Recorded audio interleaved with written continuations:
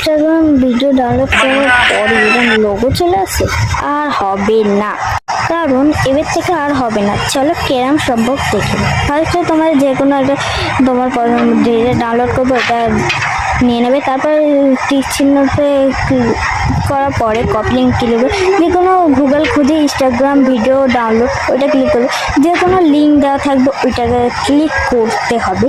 তো ক্লিক করার জন্য আমি ওপরের লিঙ্কটাই ক্লিক করলাম, তারপর যেটা কপি করেছিল ওই কপিটা এখন দিয়ে দিতে হবে, মানে আমিও দিয়ে দিলাম ওই কপিটা, ওরমভাবে চলে আসবে, ওই পার্সেলটা ক্লিক করতে হবে।